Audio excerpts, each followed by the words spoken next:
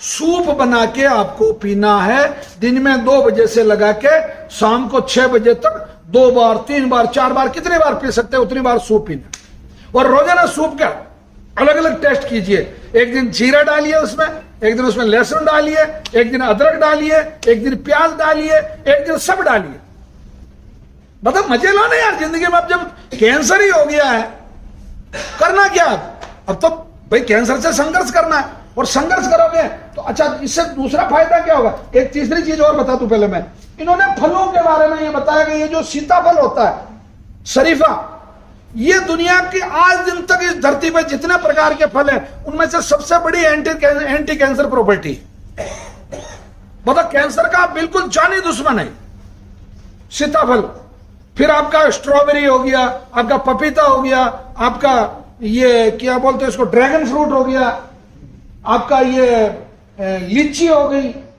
मतलब vitamin C वाले जितने फल हैं, आपका मौसमी है, नारंगी है, आपका चीकू है, ये जिसमें हल्का सा खट्टापन है और प्लस विटामिन सी जिनमें है, और खासतौर से ये तो है जिनमें फाइबर बहुत ज्यादा है, वो फल खिलाइए आप उन फलों। अब फलों का जूस बनाना, एक बहुत गलत थ्योरी लोगों के दिमाग में ही होती है, क्योंकि आयुर्वेद का ज्ञान नहीं लोगों को, तो वो क्या करता है गाजर का ही जूस बनवाना है, शलजम में नहीं, सब्जियों का सूप और फलों का रस, फलों का जूस बनाना। अब जूस का जो समय है वो सुबह 6 बजे से लगा के दोपहर के 2 बजे तक। अब लोग शाम को 4 बजे जूस पी रहे हैं। क्यों भैया 4 बजे जूस क्यों पी रहे? 4 बजे सूप पीना। तो जैसे आयुर्वेद के सिद्धांत के अनुसार, हालांकि ये चीजें मैंने मेरी इन बुक्स में मेंशन कर रखी है, आप अगर इनको पढ़ेंगे तो आपको अच्छा लगेगा। मतलब आप क्या करते हैं, दोपहर को जब खाना खा रहे हैं तब तो छाछ ले रहे हैं, सुबह पहले उठते ही पहले दूध पी रहे हैं, और सोते टाइम पे दही खा रहे हैं। बिल्कुल उल्टा, तो आप गुड़ गोबर कर रहे हैं। आपको सुबह प्रातःकाल छाछ, दोपहर को दही और रात को दूध, ये नियम। रात को मतलब शाम को, रात मतलब मैं रात बोल रहा हूं, इसका मतलब 6 बजे की बात कर रहा हूं, क्योंकि मैं 5 बजे खाना खा लेता हूं शाम का खाना, तो 6 बजे तक पानी पी के फिर बाद में मस्त अपने आराम जी। तो ये चीज आप होनी चाहिए। तो ये फलों का जो जूस, अच्छा, और प्योर जूस अगर आपको पीना है कभी, तो या तो पीजिए गन्ने का, और या पीजिए ये जो बीज वाले अंगूर होते हैं, ग्रेप्स, जिनमें बीज होता है, जिसका मुनक्का दाग बन जाता है सूखने के बाद में, उस मुनक्का दाग को बीज सहित खाइए, खूब मजा आ जाएगा आपको। आपका उसमें जबरदस्त एंटी कैंसर प्रॉपर्टी होती है।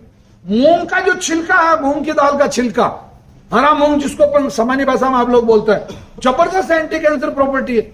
अगर आप 4 महीने लगातार मूंग भी खा लें, केवल मूंग, सुबह शाम दोपहर मूंग मूंग मूंग, गया कैंसर। तो या आप सूप पी लें 4 महीने कंटिन्यू, गया कैंसर। तो ये इन्होंने इस बात को बिल्कुल साइंटिफिक तरीके से, उसमें आप ग्रीन सेल्स और रेड सेल्स, ये 2 इसमें डायग्राम देख रहे होंगे, इन्होंने बाकायदा इस चीज को प्रूव किया कि उस ग्रीन सेल में जो रेड पोर्शन है, ये जो रेड सेल्स है, ये पूरा का पूरा पोर्शन पहले मतलब ग्रीन था, कैंसर हो गया, रेड हो गया।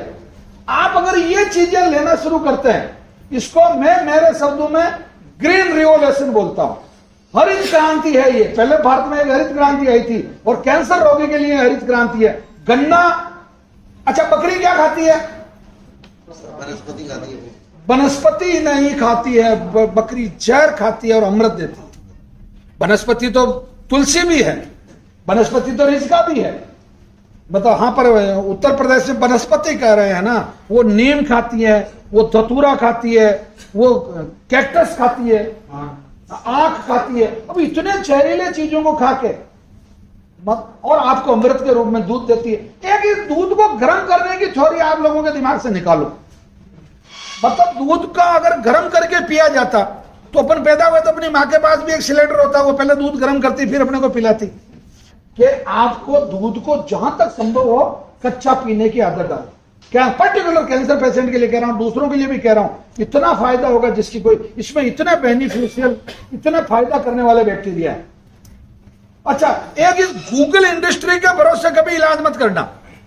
ये जो व्हाट्सएप यूनिवर्सिटी है ना, आधे चम्मच सोडे में भी कैंसर का इलाज होता है। ये व्हाट्सएप पे मैंने पढ़ा। जोधपुर में एक कोई आश्रम में पता नहीं कोई जिसकी पीपल के पेड़ की नीचे की जमीन से मिट्टी से भी कैंसर का इलाज होता है, ये भी मैंने पढ़ा। और एक कोई हरियाणा में कोई एक बंदा है, मतलब वो एक झाड़ा लगा देता है, उससे भी कैंसर ठीक होता है, ये भी मैंने पढ़ा। और उसके पीछे बहुत अच्छे अच्छे लोगों के कमेंट्स पढ़े मैंने, और अच्छे लोगों द्वारा फॉरवर्ड किया हुआ पढ़ा मैंने।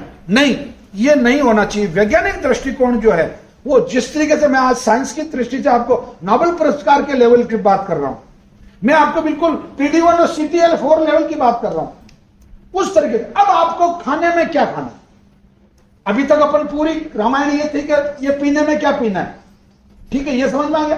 अब आपको इन दो साइंटिस्टों ने एक चीज प्रूव की थी कि कुट्टू में, रागी में, सामा में, बगर में, और आपके ये मूंग में, हरे मटर में, हरे मतलब जो गीला मक्का है आपका, जो जिसको क्या बोलते हैं आप, भुट्टा, कच्चा भुट्टा, उसमें, कच्ची डांगी में, कच्चे बाजरे के सिट्टे में, कच्ची ज्वार के सिट्टे में, इनमें PD1 और CTL4 नहीं होता। तो बस ये उपवास में खाई जाने वाली सब चीजें, उपवास में ये सब चीजें खाते हैं। ककड़ी में जितनी प्रकार की हरी सब्जियां वो सब की सब आप खा सकते हैं। टमाटर, गाजर, मूली, ये जितने प्रकार के हरे फल हैं सब खा सकते हैं। तो फिर खाने वाली चीजें ज्यादा हो गई, नहीं खाने वाली तो 18 चीजें हुई। मैंने लाख दम लगा लिया, 18 से 19 नहीं हुआ आज दिन तक। और खाने वालों की जो सूची है वो 150-200 के आसपास है। समझ में आ गई? तो ये आपको इस पे करना। अब आ जाते हैं अपन मूल बिंदु पे। कैंसर तो ठीक होता है, ऐसा सभी का होता है, पर कुछ का नहीं होता। सभी का कुछ में थोड़ा सा एक चीना सा अंतर है।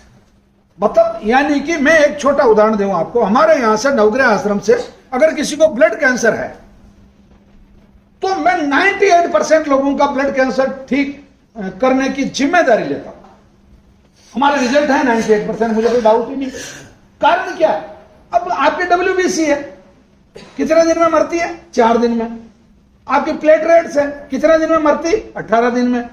आपकी प्लाज्मा है, कितने दिन में मरता है? 100 दिन में। आपके RBC है, कितने दिन में मरती है? 120 दिन में।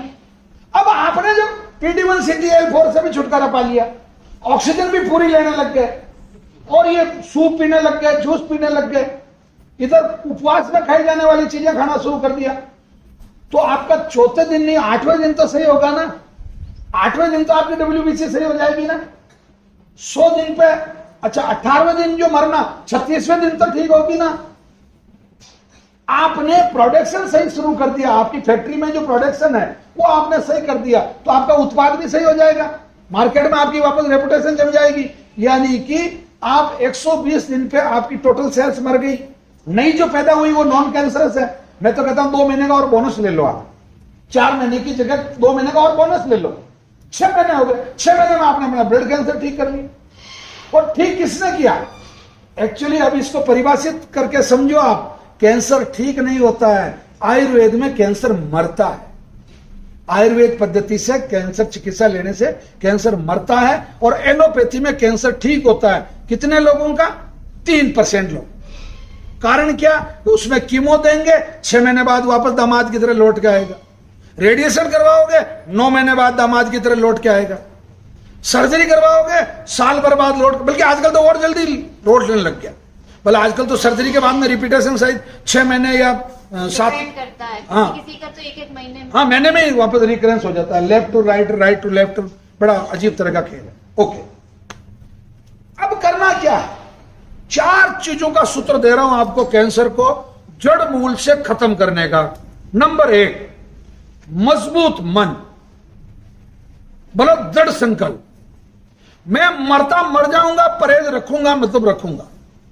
और एक और गलती कर रहे हैं कुछ लोग, खासतौर से मैं पर्टिकुलर किसी समाज की या पर्टिकुलर किसी व्यक्ति की बात नहीं कर रहा हूं।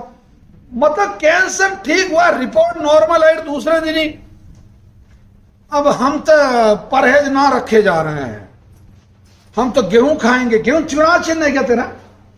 है तेरा इलेक्शन मैनिफेस्टो है क्या, जिसमें तूने लिखा कि कैंसर ठीक होने के मेरी रिपोर्ट सही आती है, दूसरे दिन में तो गेहूं खाऊंगा? भाई क्या है तुम्हारा क्या करना चाह रहे हो? अब मरना तो रहेगी, पटड़ी में जाके मरो यार, परिवार को क्यों मारते हो? जिस परिवार ने 9 महीने तक तुम्हारी अच्छी सेवा की, तुम्हारा कैंसर फ्री हो गया, तुम नवग्रह आश्रम को मत दो धन्यवाद, कुएं में डाल दो साला, ये 108 फीट 108 का लंबा कुआ है, चौड़ा, गहरा भी 108 है, उसमें डाल दो। परंतु तुम्हारी जिंदगी को क्यों कुएं में डाल रहे हो? मतलब हम तुम्हारे को कह रहे हैं कि 9 महीने में तुम्हारा कैंसर फ्री हो गया, खुशियां मनाओ, गदर दिखाओ सबको, 10 दोस्तों को ले जाकर टिकट दो उन 10 लोगों का, उनको गदर पिक्चर दिखाओ, हाँ मतलब खुशियों में शामिल हो, परंतु कम से कम 8-9 महीने या साल भर तुम और परहेज रख लेना यार मेरे भाई। टूटा ही जा रहा है क्या? और जिस गेहूं की वजह से जो सेल्फोस है, जिसकी वजह से तुझे कैंसर हो रहा, तो वापस उस तरफ जा रहा, तो पहला तो दृढ़ संकल्प होना चाहिए कि मुझे कैंसर ठीक करना। तीन से मर्दा मदद खुदा, बादशाह की बेटी फकीर से निकाल। साला मजनू 45 किलो की एक छिपकली थी, जिसने शानदार 6 फीट की लैला से प्यार कर लिया, और उसके बाप को भी मजबूर होकर कहना पड़ेगा जा लैला तू मजनू के साथ जा। क्या बात करते हो? हिम्मत वो चीज होती, हिम्मत मीरा में थी, भक्ति की ताकत थी, जहर पी गई मरी क्या? हिम्मत नरसिंह मेहता में थी कि मैंने जिससे याराना किया कृष्ण से, मायरा भरेगा तो वही भरेगा। दुनिया का रिकॉर्ड है इतने बड़े मायरा भरने का, बात भरने का जिसको बोलते हैं। बहन के बच्चों की जब शादी होती है तो भाई की तरफ से जो मदद की जाती है, नरसिंह मेहता तो ताड़े बजाता था दिन भर, पर उसकी ताकत थी वो कृष्ण। कबीर की ताकत देखिए, रैदास की ताकत देखिए, क्या बात है? गुरु नानक और गुरु गोविंद देव, ये जो संत हुए, इनकी ताकत देखिए आप, कृष्ण की और राम की ताकत देखिए। तो आप बातें तो उनकी करते हैं, और आपके अंदर रावण बैठा है, मैं तो आज शाम को कुत्ता बन जाऊं, मैं तो आज शाम को गुटखा खा लूं, मैं तो आज तो खा लूं साहब। क्यों आज क्यों खा ले भाई? मुझे ये आज समझ में नहीं है। आज जूते खा ले, कल मत खाना। आज जेल में चला जा, कल मत जाना। आज मर्डर कर ले, कल मत करना। कहीं ये चीजें तो नहीं होगी आपसे। और आप आज तंबाकू खा लूं, नहीं। मेरा कहने का मतलब, अगर आप आज, मैं साफ शब्दों में कह रहा हूं, अगर किसी व्यक्ति के मन में दृढ़ संकल्प नहीं है परहेज रखने का, अगर किसी के मन में यह दृढ़ संकल्प नहीं है कि मैं हमेशा पॉजिटिव सोचूंगा, अगर किसी के मन में यह नहीं कहा यार ठीक होंगे तो हो जाएंगे, नहीं तो नहीं होंगे, तो वो आदमी दवाई खरीदने की भी कृपा मत करना। वो आया, कोई बात नहीं, अपन मिल गए, आपके दर्शन हो गए, आप वापस टेम्पो में विराजना और अपने घर चले जाना।